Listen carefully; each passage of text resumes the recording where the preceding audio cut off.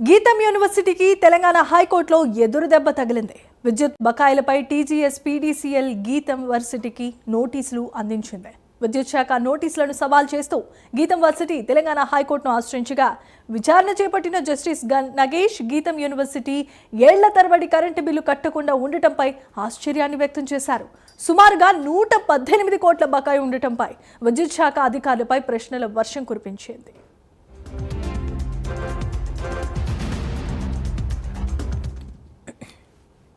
2008 నుండి 17 ఏళ్లుగా current bill ఎందుకు కట్టలేదు అంటూ హైకోర్టు నిలదీసింది.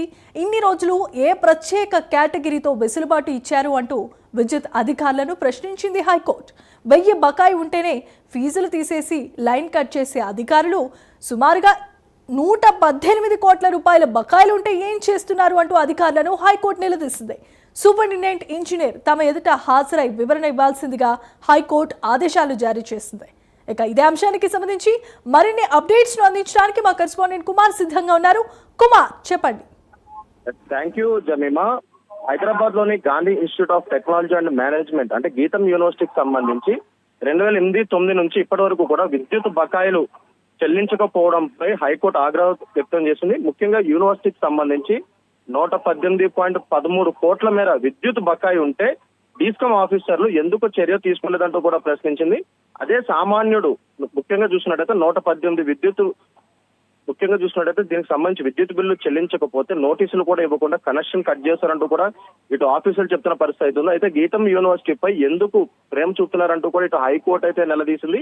ముఖ్యంగా పెండింగ్ విద్యుత్ బకాయిలు చెల్లించాలని డీస్కామ్ జారీ చేసిన నోటీసుల్ని గీతం యూనివర్సిటీ సవాల్ చేసి హైకోర్టులోని పిటిషన్ అయితే వేయడం జరిగింది. దీనికి సంబంధించి మంగళవారం విచారణ కూడా కొనసాగింది. ముఖ్యంగా విచారణ సందర్భంగా గీతం యూనివర్సిటీ 2 దశాబ్దాలుగా 2008 నుంచి 9 వరకు కూడా ఈ ఆర్థిక సంవత్సరం నుంచి విద్యుత్ బకాయిలు చెల్లించకపోవడాన్ని జస్టిస్ నగేష్ భూమపాక తీవ్రంగా పరిగణించారు. అయితే తన చిన్నతనంలో ఇంటి విద్యుత్ బిల్లు 800 వస్తే చెల్లించలేదని చెప్పి విద్యుత్ సప్లై ఆపేశారని ఇటు ఆయన గుర్తు చేశారు. అయితే గీతం యూనివర్సిటీ విద్యుత్ సరఫరాను ఎందుకు నిలిపివేయలేదో వివరణ ఇచ్చేందుకు టీజీపీడీఎస్ఎల్ సంగారెడ్డి సర్కిల్ అలాగే సూపరింటెండెంట్ ఇంజనీర్ స్వయంగా విచారణకు హాజరు కావాలంటూ చెప్పారు. అయితే సూపరింటెండెంట్ ఇంజనీరింగ్ ఈ ఏడాది సెప్టెంబర్ లో నోటీసులు జారీ చేశారని అలాగే విద్యుత్ బకాయిలను చెల్లించకపోతే సరఫరాను నిలిపివేస్తామని అదే నోటీసులో పేర్కొన్నట్లు డీస్కామ్ స్టాండింగ్ కౌన్సిల్ శ్రీధర్ రెడ్డి అయితే కోర్టుకు తీసుకొచ్చారు. ఇదే తరహా నోటీసులు కూడా 2020లో యూనివర్సిటీ హైకోర్టులో సవాల్ చేసిందని స్టే ఆదేశాలు విలువపడ్డ పిటిషన్ ను వాపస్ తీసుకున్నామని చెప్పారు. అయితే విద్యుత్ బకాయి 118.13 కోట్లు చేరిందన్నారు. అయితే నోటీసు ఏకపక్షం అంటే ముఖ్యంగా చట్టవిరుద్ధమని ప్రకటించాలని ఇటు గీతం యూనివర్సిటీ తరఫున న్యాయవాది అయితే సూచించారు. అయితే ముఖ్యంగా ఈ పెండింగ్ బిల్ కి సంబంధించి ఏదైతే హైకోర్టుకు సవాల్ చేయడంతో కూడా ప్రస్తుతం దీనిపై విచారణ అయితే కొనసాగింది. అయితే దీనికి సంబంధించి అంటే నెక్స్ట్ వాయిదాకి ఖచ్చితంగా సూపరింటెండెంట్ అంటే ఎస్సీ ఖచ్చితంగా విచారణకు హాజరవ్వాలంటూ కూడా ఇటు కోర్టు ఆదేశాలు అయితే జారీ చేసింది. Right, thanks for the updates Kumar.